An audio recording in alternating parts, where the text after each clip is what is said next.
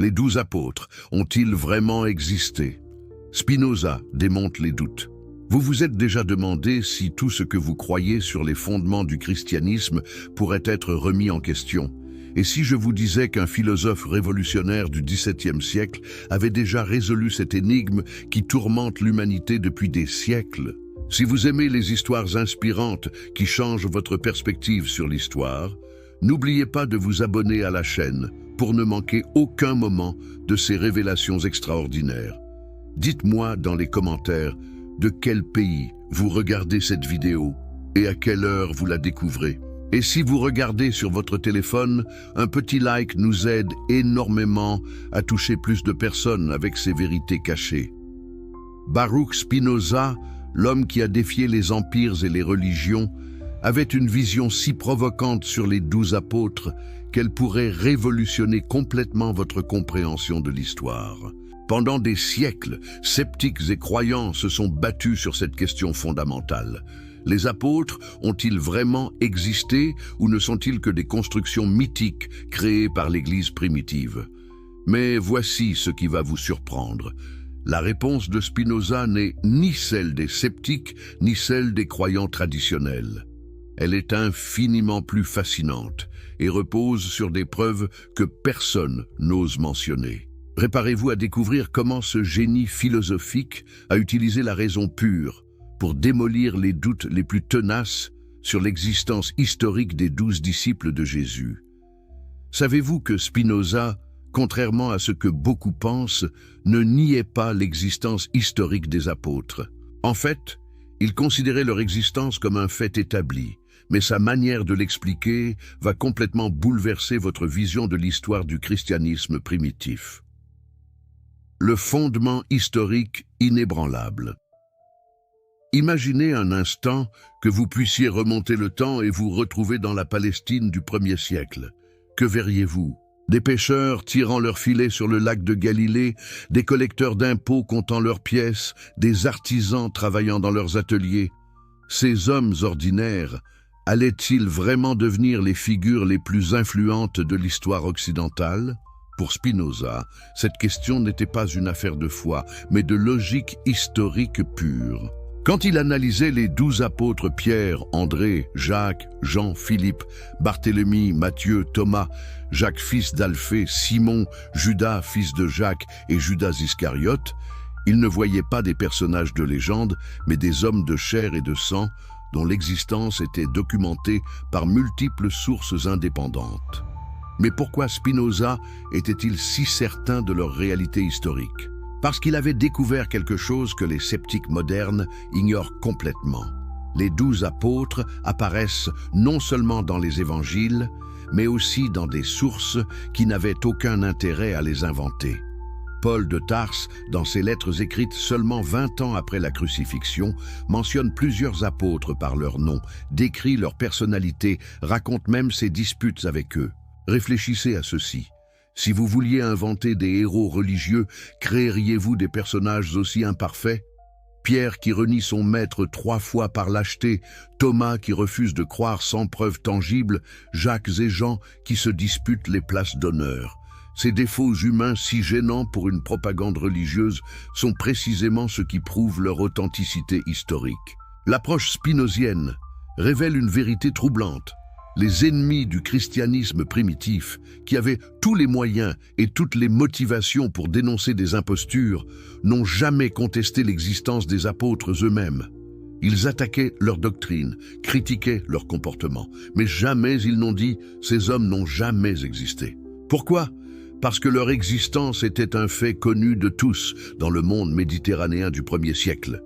Spinoza découvrait dans les sources anciennes des détails si précis et si cohérents qu'ils ne pouvaient venir que de témoins oculaires. Les noms des pères des apôtres, Jonas, père de Pierre et André, Zébédée, père de Jacques et Jean, les lieux précis de leurs activités, Bethsaïde, Capernaum, les détails de leur profession, les techniques de pêche, les méthodes de collecte d'impôts, tout correspondait parfaitement aux réalités historiques de l'époque. Mais voici ce qui rend l'analyse de Spinoza révolutionnaire. Il ne se contentait pas d'affirmer leur existence. Il expliquait pourquoi leur historicité était logiquement nécessaire. Comment un mouvement né en Palestine, une province reculée de l'Empire romain, avait-il pu se répandre dans tout le bassin méditerranéen en quelques décennies? Il fallait des hommes réels, avec des réseaux sociaux concrets, des compétences spécifiques pour accomplir cette expansion extraordinaire. Pensez-vous qu'il soit possible qu'une dizaine de pêcheurs illettrés transforment l'Empire romain sans avoir jamais existé? Spinoza démontrait que cette idée était non seulement absurde, mais contraire à toutes les lois naturelles qui gouvernent l'histoire humaine. Les effets historiques massifs exigent des causes proportionnelles, et ces causes ne peuvent être que des hommes réels agissant dans le monde réel. L'archéologie moderne confirme de manière spectaculaire les intuitions spinoziennes. Les fouilles de Capernaum ont révélé les restes de la maison vénérée, comme celle de Pierre depuis le 1er siècle, avec des graffitis chrétiens primitifs gravés dans les murs. À Bethsaïde, on a découvert les vestiges d'un village de pêcheurs exactement comme les évangiles le décrivent. Ces pierres ne mentent pas, et elles racontent l'histoire d'hommes qui ont vraiment vécu, travaillé et prêché dans ces lieux. Mais Spinoza allait plus loin encore. Il analysait la géographie des déplacements apostoliques et découvrait des patterns logiques qui ne pouvaient être le fruit du hasard ou de l'invention. Pierre se rendant à Rome, la capitale de l'Empire. Thomas partant vers l'Orient, suivant les routes commerciales vers l'Inde. Paul utilisant son statut de citoyen romain pour accéder aux synagogues de la diaspora. Chaque mouvement correspondait à une logique géopolitique et économique précise. Comment des inventeurs de fiction auraient-ils pu connaître avec une telle précision les réseaux commerciaux, les communautés juives de la diaspora, les tensions politiques locales? Cette connaissance intime ne pouvait venir que d'hommes qui avaient vécu ces réalités, voyagé sur ces routes, prêché dans ces synagogues. Spinoza révélait aussi un détail troublant, la diversité sociologique des 12. Si l'Église primitive avait voulu inventer des apôtres, elle aurait créé un groupe homogène d'hommes pieux et respectables. Au lieu de cela, nous trouvons un mélange explosif.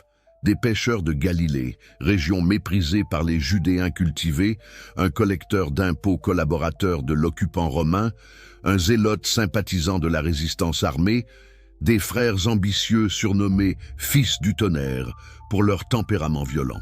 Cette diversité sociologique était un cauchemar pour l'unité du mouvement naissant, mais elle reflétait parfaitement la réalité d'un groupe formé spontanément autour d'un leader charismatique, pas celle d'une invention propagandiste soigneusement planifiée. Connaissez-vous le détail qui convainquit définitivement Spinoza de l'authenticité historique des apôtres?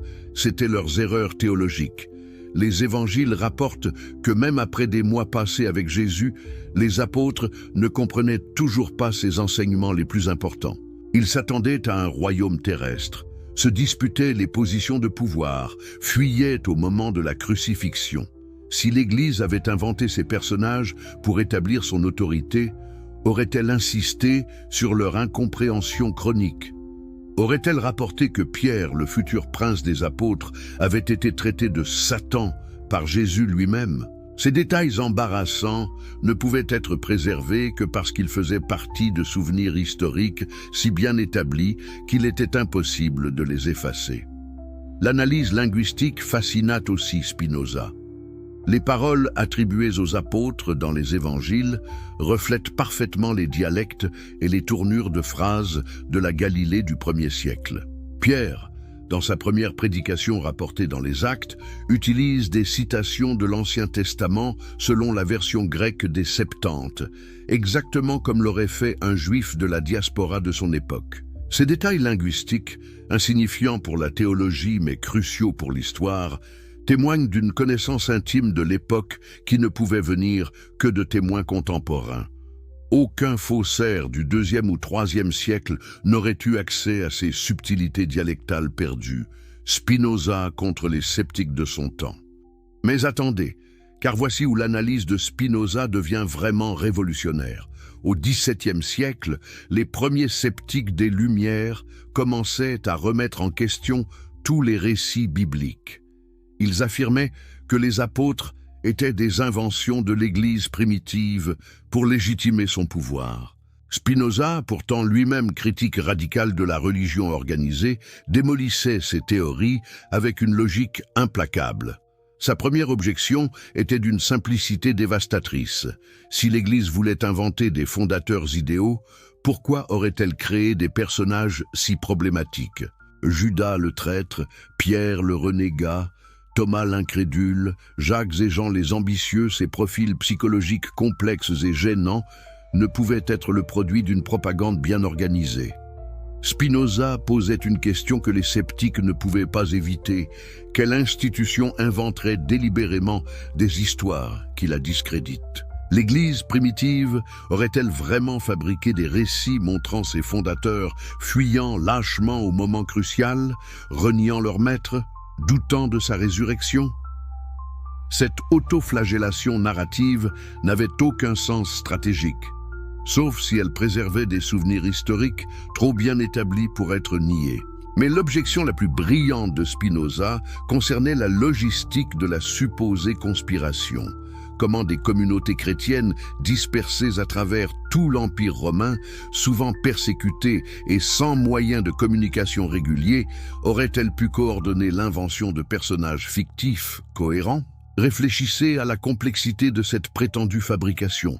Il aurait fallu que des chrétiens de Rome, d'Alexandrie, d'Antioche, de Corinthe, d'Éphèse, tous séparés par des milliers de kilomètres et des mois de voyage, se mettent d'accord sur les noms, les personnalités, les histoires personnelles, les interactions mutuelles de 12 personnages inventés. Et tout cela sans Internet, sans téléphone, sans moyens de communication rapide. Spinoza calculait froidement. Une telle coordination aurait nécessité des centaines de messagers, des années de préparation, une organisation centralisée que l'Église primitive naissante et persécutée ne possédait tout simplement pas. La théorie de la fabrication complète exigeait plus de foi aveugle que l'acceptation simple de l'existence historique des apôtres. Plus troublant encore, les variations dans les traditions apostoliques entre différentes communautés chrétiennes. Si les apôtres avaient été inventés de toutes pièces, ces variations n'auraient pas existé. Chaque communauté aurait répété exactement la même version officielle. Au lieu de cela, nous trouvons des détails différents, des emphases diverses, parfois même des contradictions mineures qui sont précisément le signe de multiples sources indépendantes préservant des souvenirs authentiques. Connaissez-vous l'argument le plus dévastateur de Spinoza contre les théories conspirationnistes? Il s'attaquait à leur motivation présupposée. Pourquoi l'Église primitive aurait-elle eu besoin d'inventer des apôtres? Le mouvement chrétien se répandait déjà rapidement grâce à ses promesses eschatologiques et à sa morale attractive. Ajouter 12 personnages fictifs avec leurs défauts et leurs complications n'apportait aucun avantage stratégique évident. Au contraire, des apôtres parfaits et sans reproche auraient été beaucoup plus utiles pour l'évangélisation. Le fait que l'Église ait préservé et transmis des traditions embarrassantes sur ses propres fondateurs suggère un respect scrupuleux pour la vérité historique, même quand cette vérité était inconfortable. Spinoza observait aussi un phénomène psychologique fascinant. Les premiers persécuteurs du christianisme ne contestaient jamais l'existence des apôtres. Les autorités juives, les philosophes païens, les administrateurs romains, tous attaquaient les doctrines chrétiennes, mais aucun ne disait « ces soi-disant apôtres n'ont jamais existé ». Pourquoi? Parce que leur existence était un fait notoire, impossible à nier dans le monde méditerranéen du 1er siècle. Si les apôtres avaient été des inventions, leurs contemporains l'auraient immédiatement dénoncé. L'absence totale de telles dénonciations dans toute la littérature antique hostile au christianisme est un témoignage silencieux mais puissant de leur réalité historique. L'analyse spinozienne révélait également les anachronismes des théories sceptiques. Les critiques des Lumières projetaient sur l'Antiquité des capacités d'organisation et de manipulation qu'elle ne possédait pas. Ils imaginaient une Église primitive, fonctionnant comme une institution moderne centralisée, capable de contrôler l'information et de fabriquer des histoires cohérentes à grande échelle. La réalité historique était tout autre. Le christianisme primitif était un mouvement décentralisé, diversifié, souvent chaotique, où les différentes communautés développaient leurs propres traditions et leurs propres emphases. Dans un tel contexte, maintenir une fiction élaborée sur 12 personnages inventés était tout simplement impossible. Spinoza posait aux sceptiques une question redoutable. Si les apôtres étaient fictifs, comment expliquer la précision géographique de leurs activités? Pierre à Rome, Jean à Éphèse, Thomas en Inde, Jacques le Majeur en Espagne. Ces traditions géographiques spécifiques, développées indépendamment dans différentes régions, auraient-elles pu naître spontanément sans aucun fondement historique? La distribution géographique des traditions apostoliques suivait des logiques économiques et politiques précises. Les routes commerciales, les communautés juives de la diaspora, les centres urbains importants. Cette cohérence géopolitique ne pouvait être le fruit du hasard ou de l'invention pure. Mais voici l'observation la plus brillante de Spinoza. L'évolution naturelle des traditions apostoliques au fil des siècles. Si les apôtres avaient été inventés dès le départ, leur légende aurait été statique. Au lieu de cela, nous observons un développement organique. Des détails biographiques simples au 1er siècle, puis des élaborations progressives, des miracles ajoutés, des voyages légendaires développés.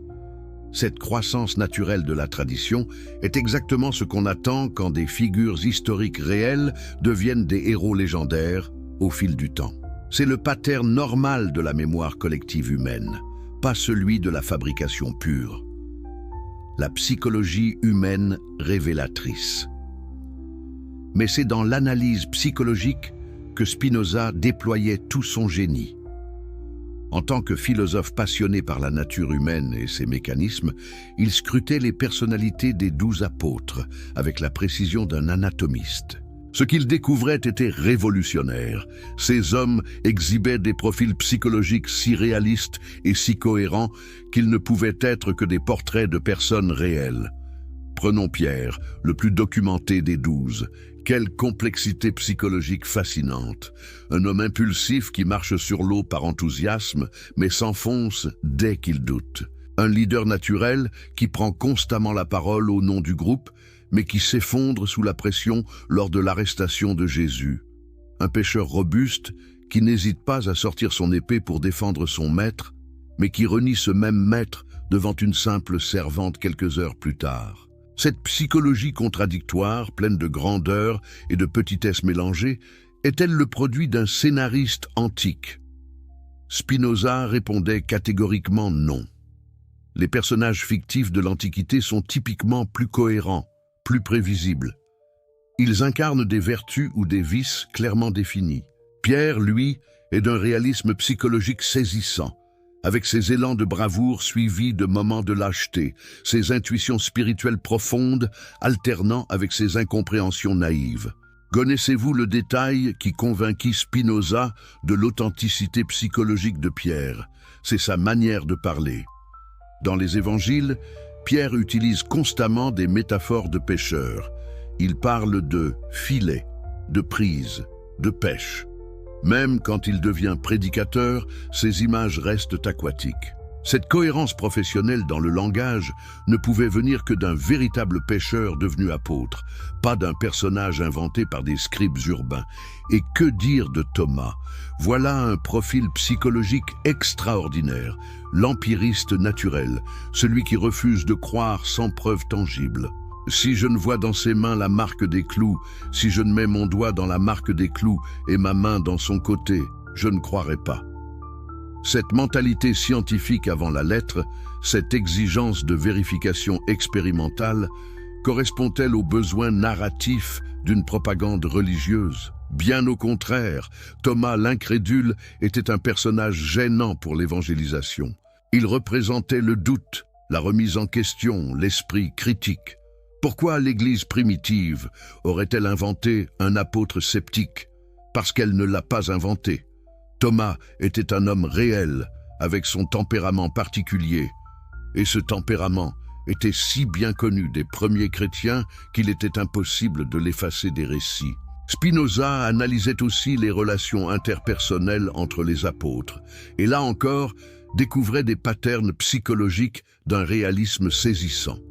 La rivalité entre Pierre et Jean, palpable dans tous les évangiles.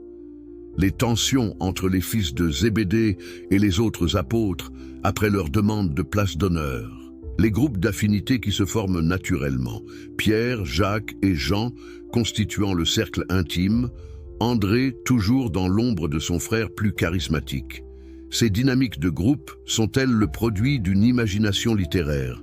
Ou reflètent-elles les frictions réelles, inévitables, qui naissent quand 12 hommes aux tempéraments différents se retrouvent constamment ensemble dans des conditions stressantes? Spinoza penchait résolument pour la seconde hypothèse. Observez la psychologie de Judas Iscariote, le plus complexe de tous. Les évangiles ne le présentent pas comme un monstre unidimensionnel, mais comme un homme aux motivations ambiguës. Il était le trésorier du groupe, donc jouissait de la confiance des autres. Sa trahison semble motivée par la déception devant l'évolution du mouvement, pas par une méchanceté pure. Même son suicide révèle une conscience torturée, pas l'indifférence d'un scélérat accompli. Cette complexité psychologique, cette humanité troublante du traître le plus célèbre de l'histoire, est-elle vraisemblable dans une fiction propagandiste? Spinoza observait que les récits inventés ont tendance à diaboliser complètement leurs méchants. Judas, lui, reste tragiquement humain, ce qui suggère fortement qu'il fut un homme réel dont les motivations complexes étaient encore comprises par les premiers témoins. Mais c'est dans l'analyse des transformations psychologiques que Spinoza déployait toute sa perspicacité. Comment expliquer que ces hommes, décrits comme peureux et incompréhensifs pendant la vie de Jésus, deviennent soudain des prédicateurs courageux, prêts à mourir pour leurs convictions? Cette métamorphose radicale était-elle psychologiquement plausible? Spinoza, grand connaisseur des mécanismes psychologiques, répondait par l'affirmative. Les traumatismes intenses peuvent provoquer des transformations de personnalité spectaculaires. La mort violente de leur leader, suivie d'expériences qu'ils interprétèrent comme sa résurrection, avait pu déclencher des changements comportementaux dramatiques. Cette explication naturelle rendait inutile tout recours au surnaturel. Des pécheurs traumatisés par la perte de leur maître, puis galvanisés par des expériences spirituelles intenses qu'ils ne savaient comment interpréter autrement que par la résurrection, pouvaient tout à fait devenir des missionnaires intrépides. L'histoire humaine regorge de transformations similaires provoquées par des chocs psychologiques majeurs. Spinoza notait aussi la diversité des réponses psychologiques face au trauma initial. Tous les apôtres ne réagirent pas de la même manière. Pierre devint un leader énergique, Jean développa une spiritualité mystique, Thomas garda son tempérament prudent, Paul, bien que n'étant pas des 12 originaux, manifesta un zèle compensatoire typique des convertis tardifs. Cette variété de réponses psychologiques authentifiait encore l'ensemble. Des personnages fictifs auraient eu des réactions plus uniformes. Connaissez-vous le détail psychologique qui impressionna le plus Spinoza? C'était la permanence des traits de caractère malgré la transformation spirituelle. Pierre resta impulsif toute sa vie, même devenu leader de l'Église. Paul garda son tempérament passionné et ses certitudes absolues. Jean conserva sa tendance mystique et son langage symbolique. Ces continuités psychologiques sont exactement ce qu'on observe dans la réalité. Les expériences spirituelles transforment les priorités et les comportements, mais rarement la structure profonde de la personnalité. Cette cohérence psychologique à long terme était pour Spinoza la preuve définitive que nous avions affaire à des hommes réels, pas à des constructions littéraires. Les personnages de fiction évoluent selon les besoins narratifs. Les personnes réelles gardent leurs caractéristiques fondamentales même quand leur vie change radicalement. L'analyse spinozienne révélait enfin un aspect troublant, la psychologie collective du groupe des 12. Pourquoi 12 précisément? Ce nombre correspondait symboliquement aux 12 tribus d'Israël, mais il créait aussi des problèmes pratiques énormes. 12 hommes, c'est trop pour l'intimité, pas assez pour l'efficacité organisationnelle. C'est un nombre psychologiquement instable qui génère inévitablement des sous-groupes et des tensions. Si l'Église avait inventé les apôtres, elle aurait choisi un nombre plus fonctionnel. Le fait qu'elle se soit embarrassée de ce groupe de 12, avec toute sa complexité psychologique et ses dysfonctionnements narratifs, suggère qu'elle n'avait pas le choix. C'était le nombre réel des disciples les plus proches de Jésus, et ce nombre était trop bien établi dans la mémoire collective pour être modifié. Si vous aimez découvrir les vérités cachées de l'histoire, qui bouleversent tout ce qu'on vous a enseigné, abonnez-vous maintenant à cette chaîne pour ne rater aucune de ces révélations extraordinaires. Dites-moi dans les commentaires de quel pays vous nous regardez et à quelle heure vous découvrez cette vidéo. Et si vous êtes sur mobile, un petit pouce en l'air nous aide énormément à faire découvrir ces secrets historiques à encore plus de personnes. Les preuves archéologiques irréfutables. Savez-vous ce qui rend l'analyse de Spinoza absolument révolutionnaire? Il ne se contentait pas de spéculations philosophiques, il exigeait des preuves matérielles, tangibles, que même le sceptique le plus endurci ne pourrait ignorer. Et ces preuves, elles existent bel et bien, gravées dans la pierre, enfouies dans le sol de Palestine depuis 2000 ans. Imaginez que vous puissiez tenir entre vos mains les pierres mêmes sur lesquelles marchèrent les apôtres. Pensez-vous que ce soit impossible? Détrompez-vous. L'archéologie moderne a exhumé des trésors qui confirment de manière spectaculaire les intuitions géniales de Spinoza sur l'existence historique des 12. Commençons par Capernaum, cette petite ville de pêcheurs sur les rives du lac de Galilée où Pierre, André, Jacques et Jean avaient leur maison. Quand les archéologues ont commencé à creuser sous l'église byzantine du 5e siècle, qu'ont-ils découvert? Une maison du 1er siècle, transformée en lieu de culte chrétien dès le 1er siècle, avec des graffitis en araméen, en grec et en latin gravés sur les murs par les premiers pèlerins. Ces inscriptions, datées des premiers siècles de notre ère, mentionnent explicitement Pierre comme le chef des apôtres et le serviteur du Christ. Mais voici ce qui est stupéfiant. Ces graffitis n'ont pas été gravés par des théologiens ou des propagandistes, mais par de simples pèlerins, des gens ordinaires qui venaient vénérer l'endroit où avait vécu l'apôtre Pierre. Comment aurait-il pu maintenir cette tradition de vénération pendant des siècles si Pierre n'avait jamais existé? Mais attendez, car les découvertes deviennent encore plus troublantes.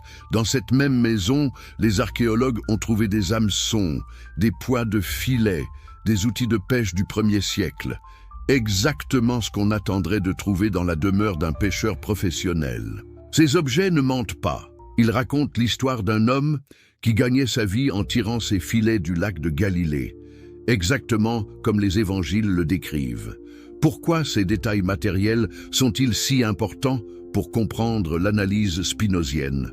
Parce que Spinoza insistait sur le fait que les idées et les mouvements historiques ont besoin de bases matérielles concrètes pour exister et se développer.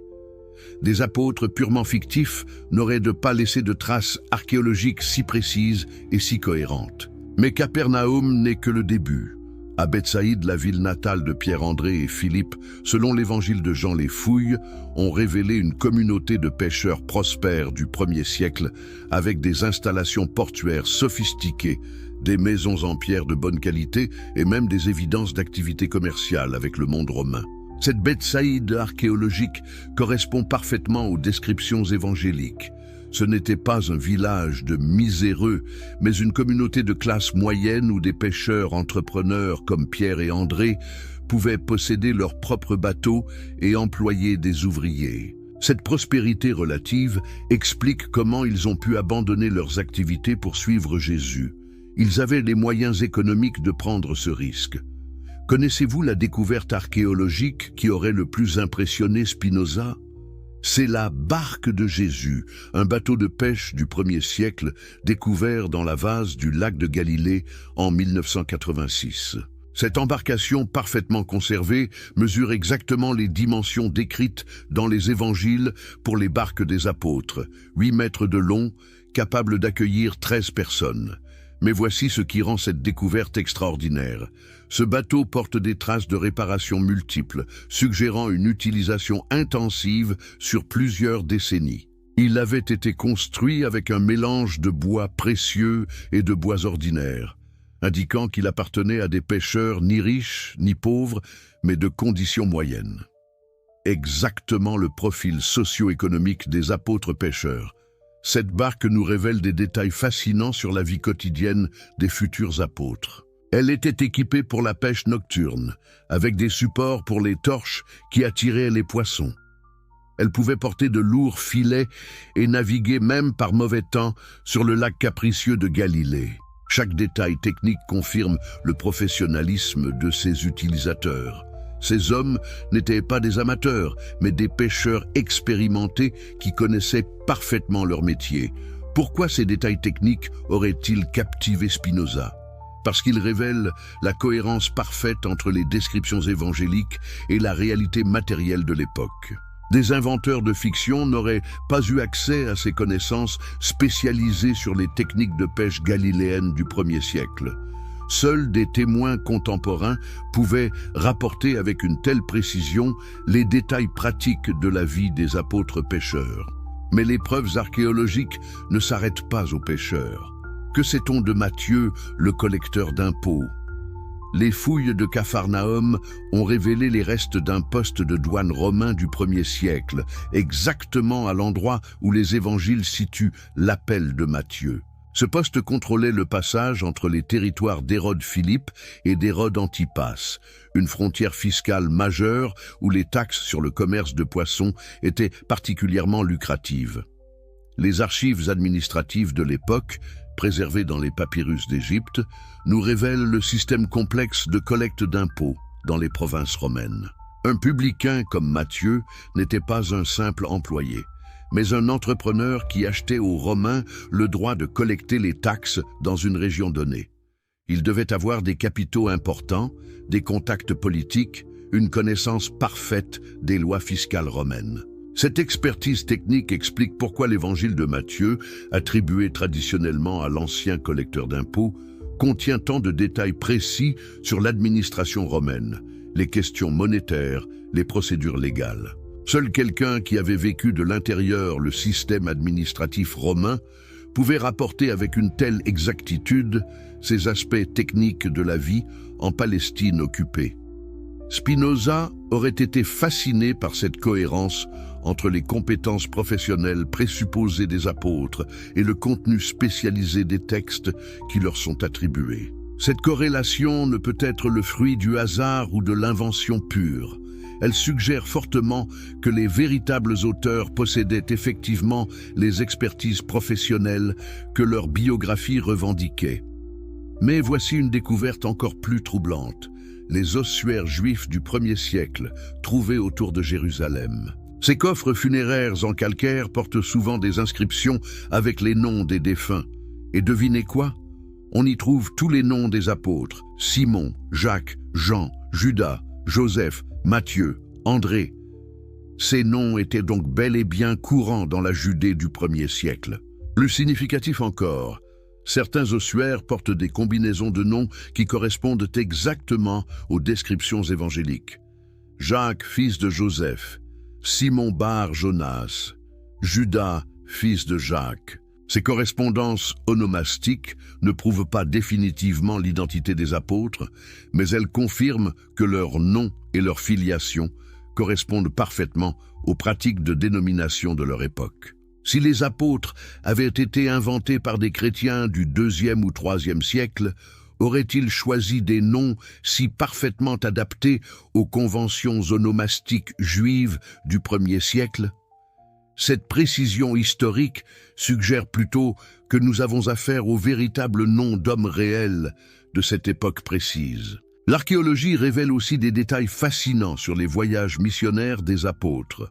À Rome, sous la basilique Saint-Pierre, les fouilles ont découvert un cimetière païen du 1er siècle où, selon une tradition très ancienne, Pierre aurait été enterré après son martyre. Les graffitis du IIe siècle sur les murs de ce site mentionnent explicitement « Petros Eni ». Pierre est ici. Cette vénération continue du site, documentée depuis les premiers siècles, suggère une mémoire historique réelle de la présence et de la mort de Pierre à Rome. Comment une telle tradition aurait-elle pu naître et se maintenir si Pierre n'avait jamais mis les pieds dans la capitale impériale? Plus troublant encore, les fouilles sous Saint-Jean de Latran ont révélé les restes d'une caserne de la garde prétorienne du 1er siècle. Or, les Actes des Apôtres mentionnent que Paul fut emprisonné dans ces liens, près du prétoire. Cette correspondance géographique précise entre les textes et l'archéologie ne peut être fortuite. Que dire des inscriptions chrétiennes primitives dans les catacombes romaines? Elles mentionnent régulièrement Pierre et Paul comme les princes des apôtres qui ont fondé l'Église de Rome par leur sang. Ces témoignages épigraphiques, gravés par des contemporains ou des proches contemporains, auraient-ils pu se multiplier si ces deux apôtres n'avaient jamais existé? Spinoza aurait été particulièrement intrigué par la découverte de la Memoria Apostolorum sur la Via Appia, un site de culte chrétien du IIIe siècle dédié conjointement à Pierre et Paul. Ce monument prouve que dès les premiers siècles, la tradition chrétienne associait étroitement ces deux figures dans la fondation de l'Église romaine. Une telle association cultuelle aurait-elle pu naître autour de personnages purement fictifs? Mais les preuves archéologiques s'étendent bien au-delà de la Palestine et de Rome. En Turquie, à Éphèse, les fouilles ont révélé une basilique du IVe siècle construite sur ce que la tradition identifie comme la tombe de l'apôtre Jean. Sous cette basilique, les archéologues ont découvert un martyrium du IIe siècle, lui-même construit sur une tombe du 1er siècle vénérée par les premiers chrétiens. Cette stratigraphie de la vénération, cette continuité cultuelle sur plusieurs siècles, ne peut s'expliquer que par l'existence d'une mémoire historique réelle. Si Jean n'avait jamais vécu à Éphèse, comment une telle tradition aurait-elle pu naître dans cette ville précisément et se maintenir assez longtemps pour justifier la construction d'édifices monumentaux? Les inscriptions grecques trouvées à Éphèse mentionnent également un Jean le théologien, vénéré dès le IIe siècle comme l'auteur de l'Évangile et de l'Apocalypse. Ces témoignages épigraphiques contemporains ou quasi-contemporains auraient-ils pu proliférer autour d'une figure purement imaginaire? Connaissez-vous la découverte qui aurait le plus fasciné Spinoza dans son analyse des preuves matérielles? C'est l'inscription de Nazareth, découverte en 1878, qui mentionne un édit de l'empereur Claude interdisant la violation de sépultures en Palestine. Cet édit, daté des années 40-50 de notre ère, semble directement lié aux troubles causés par les premières prédications chrétiennes sur la résurrection.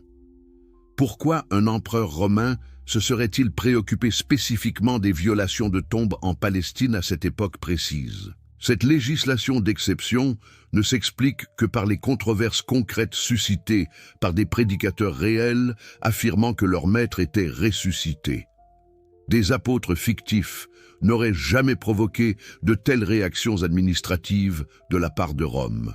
Cette inscription révèle quelque chose de crucial pour l'analyse spinozienne.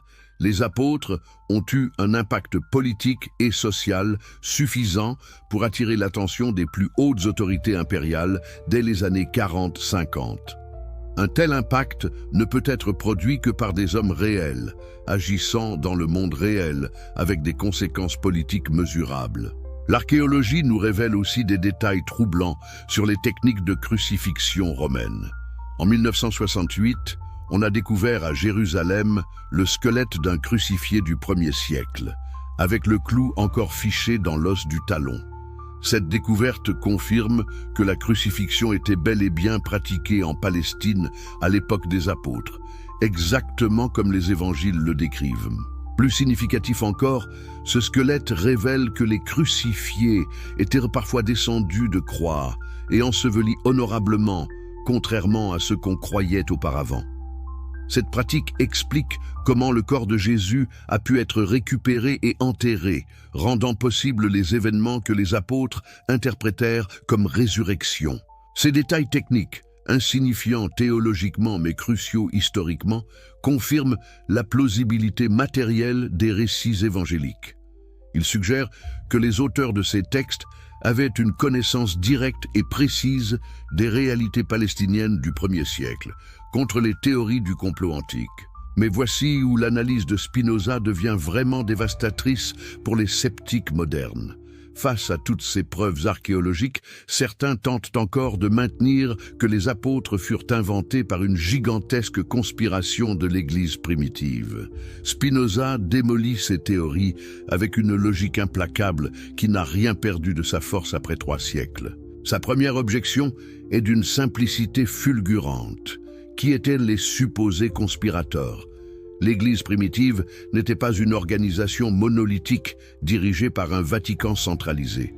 C'était un ensemble chaotique de communautés dispersées, souvent en désaccord entre elles, persécutées par les autorités, sans moyens de communication rapide, sans ressources financières importantes. Imaginez la complexité logistique d'une telle conspiration.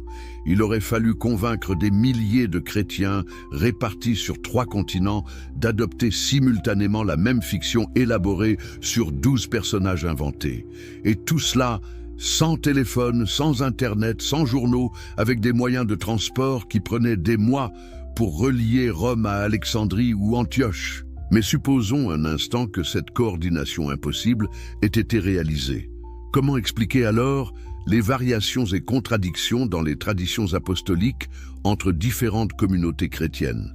Si tout avait été orchestré centralement, nous devrions trouver une version unique et cohérente des biographies apostoliques. Au lieu de cela, nous observons des détails différents, des emphases diverses, parfois même des désaccords mineurs. Ces variations sont précisément ce qu'on attend de multiples sources indépendantes préservant des souvenirs authentiques, pas d'une fabrication coordonnée. Si j'invente une histoire avec vous et que nous la transmettons séparément, nos versions resteront très similaires. Si nous rapportons indépendamment des événements réels auxquels nous avons assisté, nos récits présenteront des différences de détails tout en gardant une cohérence de fond. Spinoza posait aux théoriciens du complot une question redoutable. Quelles étaient les motivations de cette prétendue conspiration? Pourquoi l'Église primitive aurait-elle eu besoin d'inventer des apôtres? Le message chrétien se répandait déjà rapidement grâce à ses promesses eschatologiques et à sa morale attractive. Ajouter 12 personnages fictifs avec tous leurs défauts et complications n'apportait aucun avantage évangélique évident. Au contraire, des apôtres parfaits et irréprochables auraient été infiniment plus utiles pour la propagande religieuse.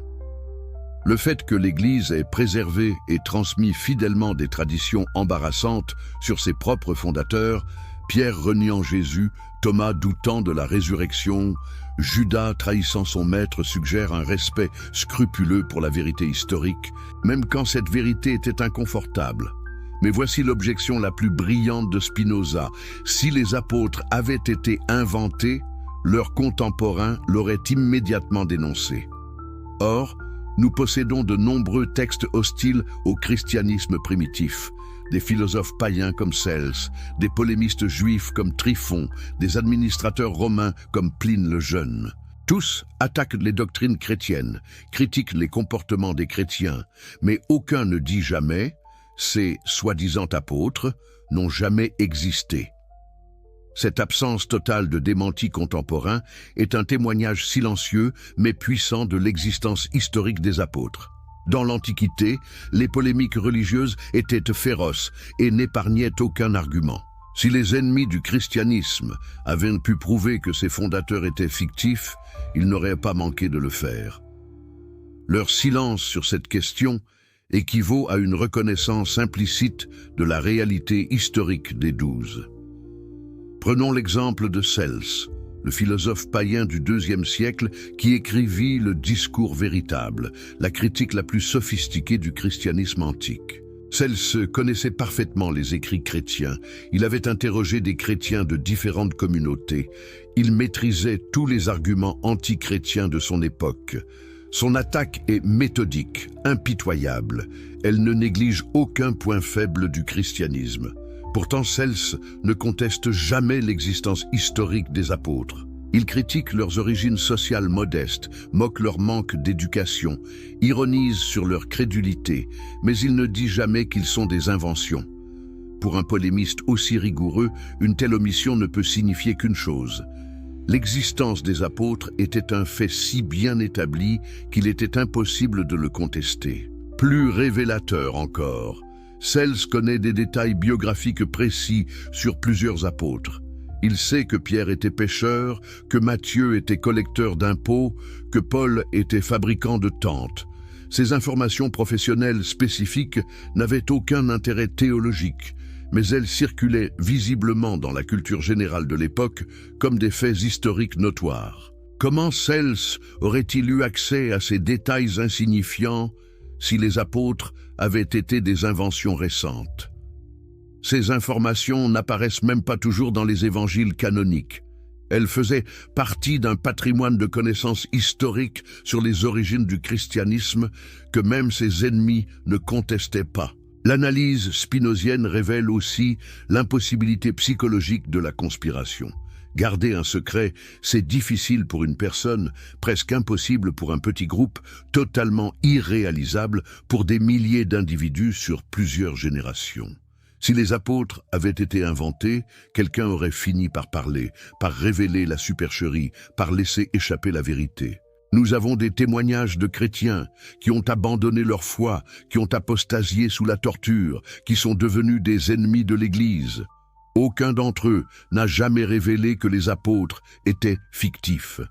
Cette fidélité au secret supposé, maintenue même par des renégats qui avaient toutes les raisons de nuire au christianisme, est psychologiquement invraisemblable. Spinoza observait également l'évolution naturelle des légendes apostoliques au fil des siècles. Si les apôtres avaient été inventés dès le départ, leurs histoires auraient été statiques, figées dans leur forme originale.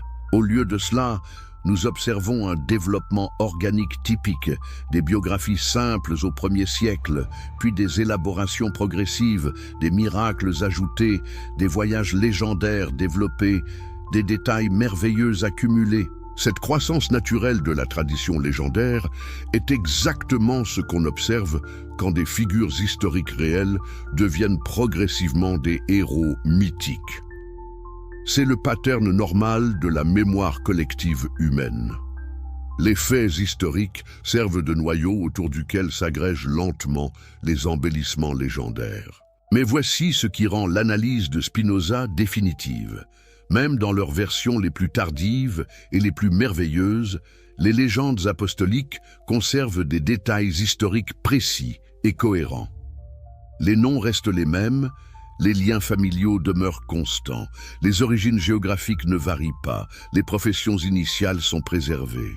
Cette stabilité du noyau historique au sein d'un développement légendaire croissant est la signature des traditions basées sur des personnages réels. Les fictions pures évoluent de manière plus chaotique, sans ce socle de cohérence factuelle qui caractérise les souvenirs historiques authentiques. Spinoza observait également l'évolution naturelle des légendes apostoliques au fil des siècles.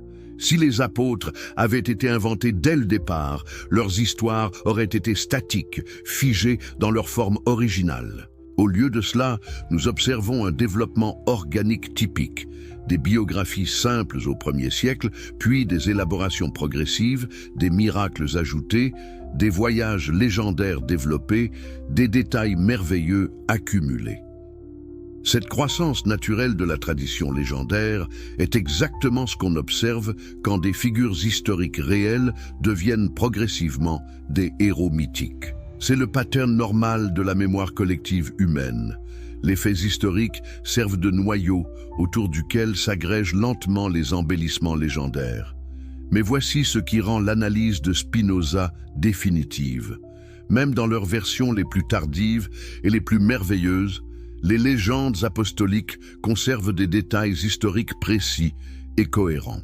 Les noms restent les mêmes, les liens familiaux demeurent constants, les origines géographiques ne varient pas, les professions initiales sont préservées. Cette stabilité du noyau historique au sein d'un développement légendaire croissant est la signature des traditions basées sur des personnages réels.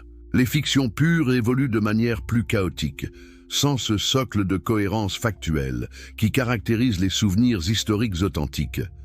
Connaissez-vous l'argument le plus subtil de Spinoza contre les théories conspirationnistes? Il analysait les motivations psychologiques des prétendus inventeurs. Si l'Église primitive avait voulu créer des figures d'autorité pour légitimer ses doctrines, elle aurait fabriqué des personnages plus impressionnants socialement. 12 Galiléens de conditions modestes, dont la moitié étaient des pêcheurs illettrés, quel prestige cela donnait-il au mouvement naissant? Dans une société méditerranéenne qui valorisait l'éducation grecque, la citoyenneté romaine, la noblesse de naissance, ses origines humbles étaient plutôt un handicap qu'un atout. Si l'Église avait inventé ses fondateurs, elle leur aurait donné des pédigrés plus flatteurs, des pharisiens respectés, des rabbins célèbres, des citoyens romains de bonne famille, des philosophes formés à Athènes. Le fait qu'elle ait assumé et revendiqué les origines modestes de ses apôtres suggère qu'elle n'avait pas le choix. C'était la réalité historique, impossible à modifier. Cette authenticité sociologique des profils apostoliques constitue pour Spinoza une preuve indirecte mais puissante de leur historicité. La vérité historique impose souvent des contraintes gênantes que la fiction aurait évitées. L'impact historique mesurable et vérifiable. Mais c'est peut-être dans l'analyse de l'impact historique des apôtres que Spinoza déploie ses arguments les plus convaincants. Car voici la question centrale. Comment expliquer les transformations monumentales qui secouèrent l'Empire romain au 1er siècle si leurs prétendus auteurs n'avaient jamais existé? L'impact des apôtres n'est pas une affaire de croyance religieuse, mais un fait historique objectivement mesurable. En moins d'un siècle, le christianisme passa d'un mouvement juif marginal en Palestine à une religion présente dans toutes les provinces de l'Empire romain. Cette expansion foudroyante laissa des traces documentaires irréfutables dans les archives administratives, les correspondances officielles, les œuvres littéraires de l'époque. Prenons les lettres de Pline le Jeune à l'empereur Trajan vers 110 de notre ère. Le gouverneur de Bithynie décrit avec précision les communautés chrétiennes de sa province, leur organisation, leurs pratiques, leur recrutement social, leurs croyances. Il mentionne qu'il a interrogé des chrétiens, y compris d'anciennes diaconesses, sur leurs activités et leurs dirigeants. Ces témoignages administratifs révèlent que dès le début du IIe siècle, les communautés chrétiennes possédaient des structures organisationnelles sophistiquées, des hiérarchies établies, des traditions doctrinales cohérentes. Comment une telle organisation aurait-elle pu naître et se répandre à travers tout l'Empire sans des fondateurs réels pour l'impulser? Plus troublant encore, Pline mentionne que certains chrétiens interrogés affirmaient avoir abandonné leur foi depuis 20 ans ou plus. Cela nous ramène aux années 80-90, soit seulement 50 ans après la crucifixion de Jésus.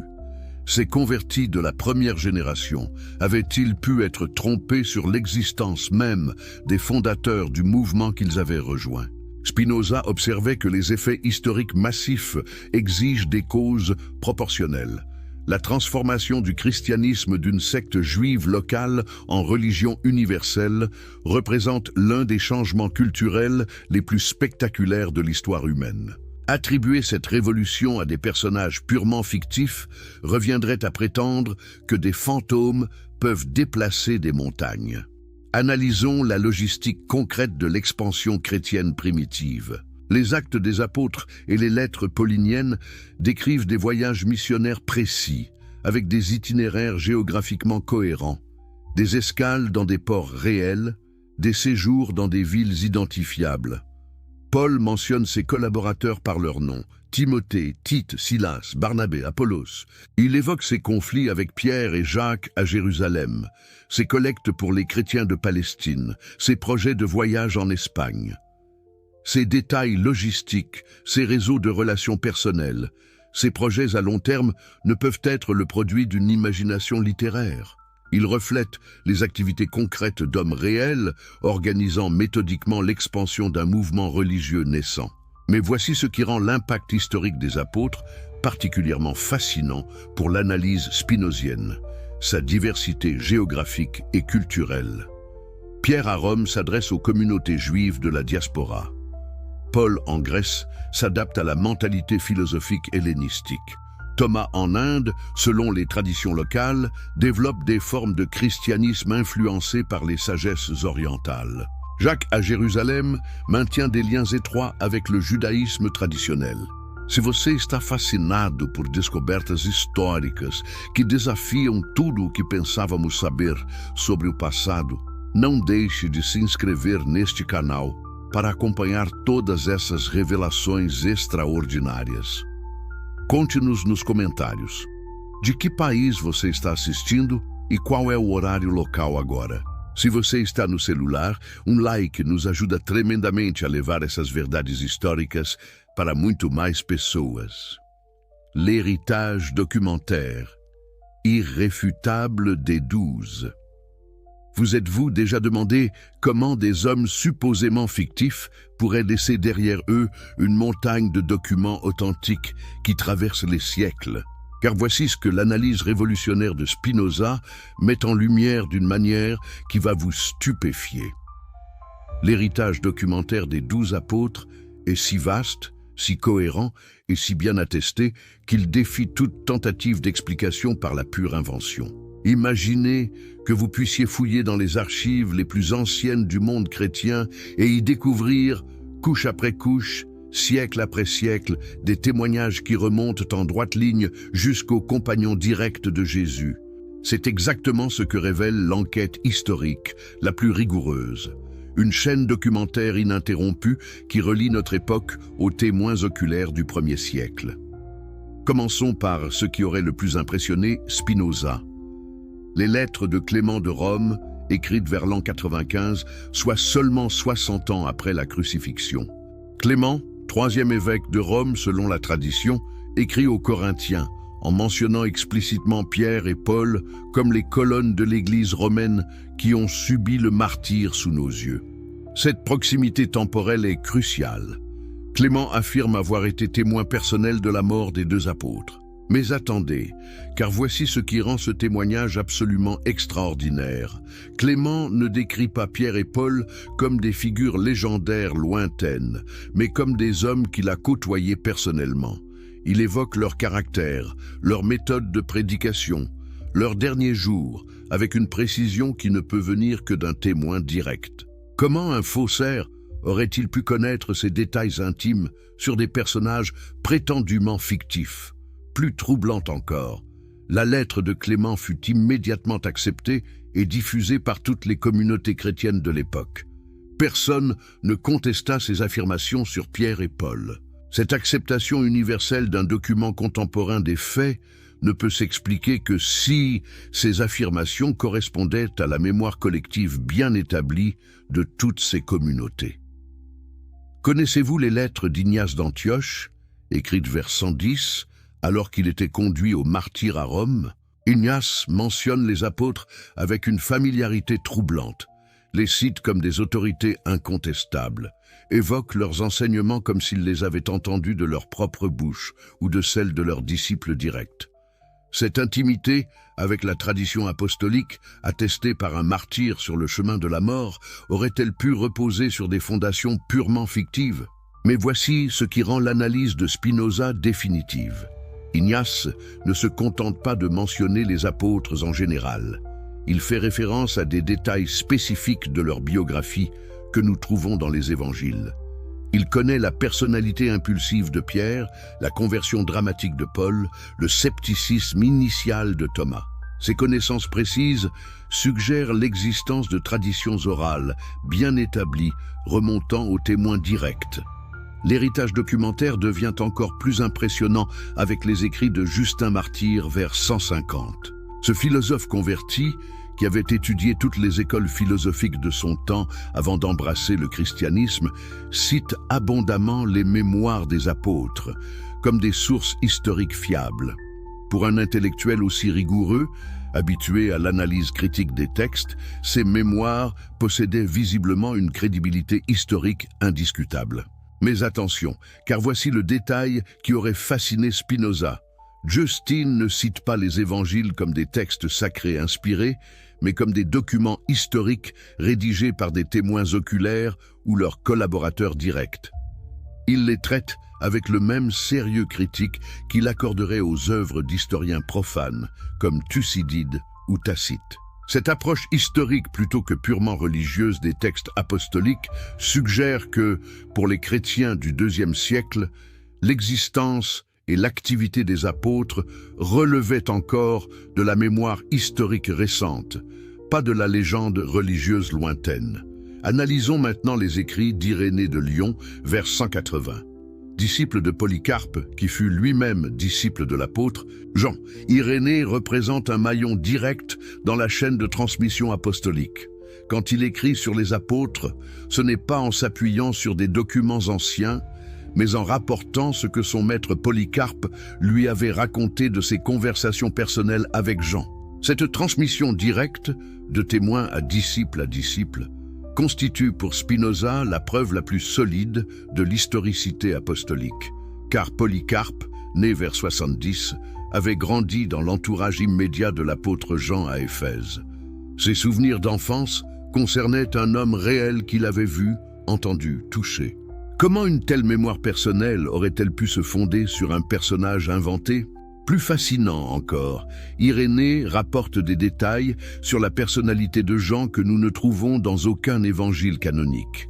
Le caractère contemplatif de l'apôtre, sa longévité exceptionnelle, ses habitudes quotidiennes, ses expressions favorites. Ses souvenirs intimes, transmis oralement de maître à disciple, authentifient l'ensemble de la tradition bien plus sûrement que n'importe quel document officiel. Cette diversification adaptative ne peut être l'œuvre de théoriciens en chambre inventant des personnages fictifs. Elle suppose des hommes réels, confrontés à des défis concrets dans des environnements culturels spécifiques, développant des stratégies missionnaires différenciées selon les publics rencontrés. L'impact des apôtres se mesure aussi dans les réactions qu'ils provoquèrent chez leurs contemporains. Les autorités juives les persécutèrent, les philosophes païens les réfutèrent, les administrateurs romains les surveillèrent. Cette hostilité active ne peut s'expliquer que par l'existence de personnages réels causant des troubles concrets dans l'ordre établi. Des fantômes ne dérangent personne. Seuls des hommes en chair et en os prêchant dans les synagogues, convertissant des païens, créant des communautés nouvelles, pouvaient susciter de telles réactions de rejet et de répression de la part des autorités constituées. Spinoza était particulièrement intrigué par la spécificité des impacts apostoliques individuels. Pierre développa une approche missionnaire centrée sur les communautés juives, Paul créa une théologie sophistiquée pour les gentils convertis, Jean élabora une spiritualité mystique qui influença durablement la tradition chrétienne orientale. Ces contributions théologiques distinctes correspondent-elles aux besoins narratifs d'une fiction collective ou reflètent-elles plutôt les personnalités et les talents spécifiques d'individus réels? L'analyse des sources patristiques révèle que, dès le IIe siècle, chaque grande communauté chrétienne revendiquait des liens particuliers avec des apôtres spécifiques. Rome avec Pierre et Paul, Éphèse avec Jean, Alexandrie avec Marc, Antioche avec Pierre puis Paul. Ces revendications géographiques précises auraient-elles pu naître simultanément dans différentes régions sans fondement historique réel ? Plus significatif encore, ces traditions locales étaient parfois contradictoires ou concurrentes. Plusieurs villes revendiquaient le même apôtre, plusieurs apôtres étaient associés à la même région.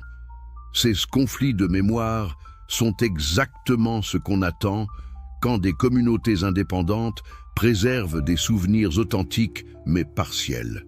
Si tout avait été inventé centralement, ces contradictions auraient été évitées.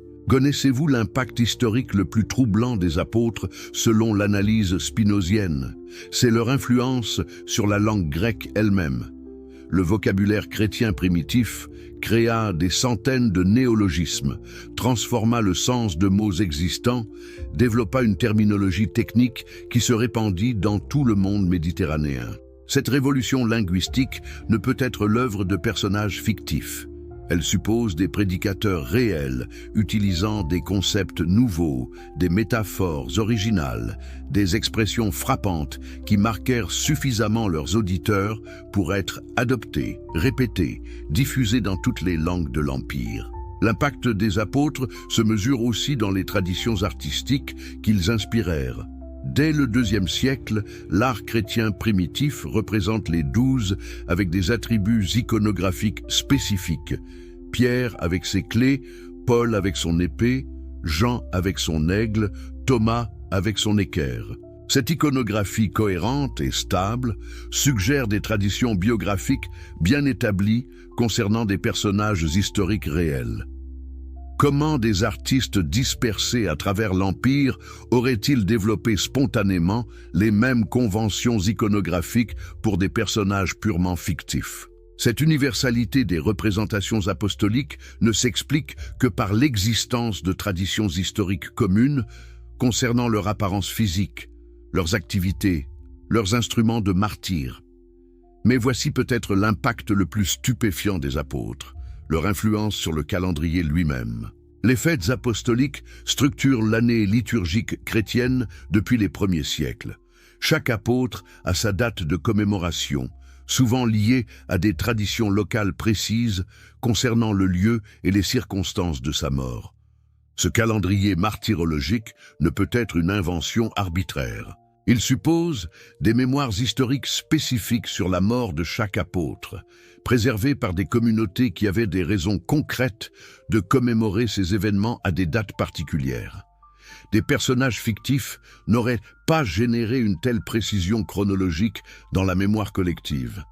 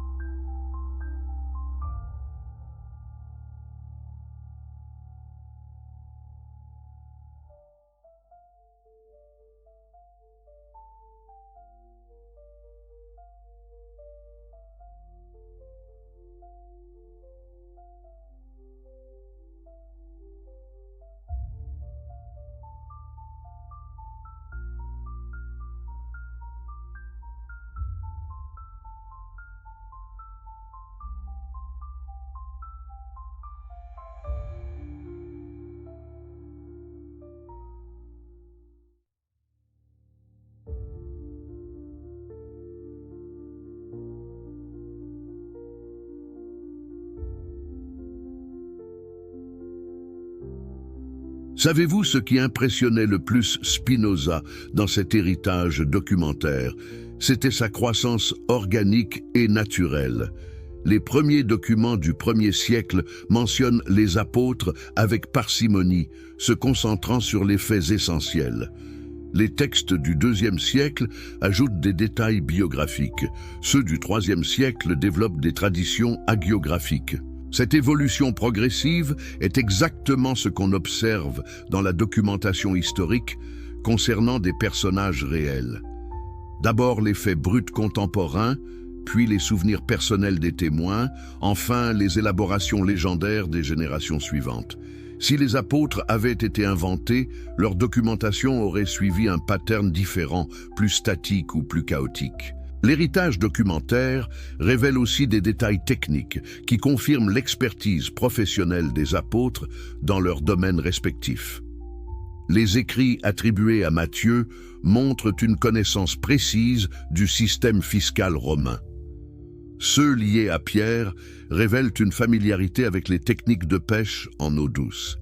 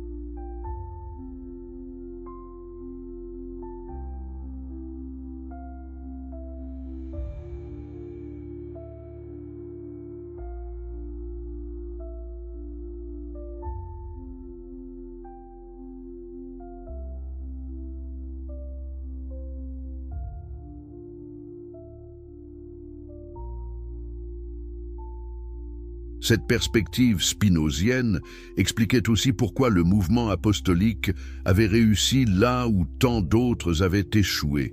Ce n'était pas grâce à des interventions miraculeuses, mais grâce à une combinaison exceptionnelle de facteurs naturels. Un message simple mais puissant, des leaders charismatiques mais complémentaires, une organisation flexible mais cohérente, une stratégie d'expansion adaptée aux réalités géopolitiques de l'époque. Analysons la psychologie collective des 12 selon la grille spinozienne. Pourquoi Jésus avait-il choisi précisément ce nombre? 12 hommes constituent un groupe suffisamment important pour la diversité des compétences, suffisamment restreint pour l'intimité et la cohésion. C'est la taille optimale pour un état-major, révolutionnaire, capable à la fois de réflexion stratégique et d'action coordonnée, Plus fascinante encore, la composition sociologique du groupe révélait une intelligence politique remarquable. Des pêcheurs habitués au travail d'équipe et aux risques naturels, un collecteur d'impôts maîtrisant l'administration et les finances, un zélote connaissant les réseaux de résistance. Cette diversité de compétences n'était pas fortuite. Elle répondait aux besoins concrets d'un mouvement révolutionnaire naissant. Spinoza admirait particulièrement la stratégie géographique déployée par les apôtres après la mort de Jésus. Au lieu de se concentrer sur la Palestine, ils se dispersèrent méthodiquement à travers tout l'Empire romain, suivant les routes commerciales, ciblant les centres urbains importants, exploitant les réseaux de la diaspora juive. Cette expansion planifiée ne pouvait être l'œuvre du hasard ou de l'improvisation. Mais voici ce qui rendait cette stratégie vraiment géniale. Elle exploitait les contradictions internes de la société romaine. L'Empire offrait simultanément la stabilité politique nécessaire au voyage missionnaire et les tensions sociales qui rendaient les populations réceptives à un message de transformation radicale. Les apôtres avaient intuitivement compris comment utiliser les forces de la civilisation romaine pour propager un message qui allait ultimement la transformer. L'analyse spinozienne révélait aussi la sophistication remarquable de l'organisation apostolique primitive. Contrairement à l'image simpliste de pêcheurs ignorants véhiculée par leurs détracteurs, les apôtres développèrent rapidement des structures administratives complexes, collecte financière interrégionale, système de communication à longue distance, réseau de correspondance, procédures de formation et d'ordination des dirigeants locaux. Cette capacité organisationnelle ne pouvait naître spontanément. Elle supposait des hommes réels possédant ou développant rapidement des compétences managériales exceptionnelles. Pierre le leader naturel, Paul le stratège et théoricien, Jacques l'administrateur prudent, Jean le visionnaire à long terme. Chaque personnalité contribuait à l'efficacité collective du mouvement. Spinoza était également frappé par l'adaptabilité culturelle des apôtres. Pierre, prêchant aux Juifs de la diaspora, conservait un langage et des références bibliques traditionnelles. Paul, s'adressant aux païens cultivés, développait une rhétorique philosophique sophistiquée. Thomas, en Orient, selon les traditions, intégrait des éléments de sagesse locale. Cette flexibilité stratégique révélait une intelligence collective remarquable. Comment des personnages fictifs auraient-ils pu manifester une telle capacité d'adaptation aux contextes culturels les plus divers? Cette plasticité comportementale ne peut s'expliquer que par l'existence d'hommes réels, confrontés à des défis concrets dans des environnements changeants, développant des réponses créatives aux problèmes rencontrés. Mais la synthèse spinozienne réservait encore des surprises. Car voici sa découverte la plus audacieuse. Les apôtres n'avaient pas seulement existé historiquement, ils avaient anticipé avec une précision troublante les développements futurs du christianisme. Leurs stratégies missionnaires, leurs innovations théologiques, leurs structures organisationnelles contenaient en germe toute l'évolution ultérieure de l'Église. Cette capacité visionnaire ne relevait pas de la prophétie surnaturelle, mais de l'intelligence politique exceptionnelle. Les apôtres avaient compris instinctivement les dynamiques profondes de leur époque et orienté leur action en conséquence. Ils avaient saisi que l'avenir appartenait aux organisations capables de transcender les frontières ethniques, linguistiques et culturelles traditionnelles. Spinoza admirait particulièrement leur intuition révolutionnaire concernant le rôle des femmes dans le mouvement naissant. Contrairement à la plupart des groupes religieux de l'époque, les communautés apostoliques intégraient activement les femmes comme dirigeantes, prophétesses, mécènes, missionnaires. Cette innovation sociale ne pouvait naître que dans l'esprit d'hommes réels confrontés aux besoins pratiques de l'expansion missionnaire. Car voici ce que révélait l'analyse sociologique. Dans une société où les femmes contrôlaient souvent les finances domestiques et les réseaux sociaux familiaux, leur adhésion était cruciale pour la pénétration du christianisme dans les classes moyennes urbaines. Les apôtres avaient compris cette réalité et adapté leur méthode en conséquence. La synthèse spinozienne expliquait aussi l'extraordinaire longévité du mouvement apostolique. Pourquoi le christianisme avait-il survécu aux persécutions, aux schismes, aux controverses doctrinales qui auraient pu le détruire? Parce que ses fondateurs avaient créé non pas une secte rigide, mais un système adaptatif capable d'évoluer tout en préservant son identité essentielle. Cette flexibilité structurelle était le génie particulier des apôtres, selon Spinoza. Ils avaient compris que pour durer, une organisation devait être simultanément fidèle à ses principes fondamentaux et capable de s'adapter aux circonstances changeantes. Cette dialectique entre continuité et innovation ne pouvait être l'œuvre que d'hommes possédant une compréhension profonde de la nature humaine et des dynamiques sociales.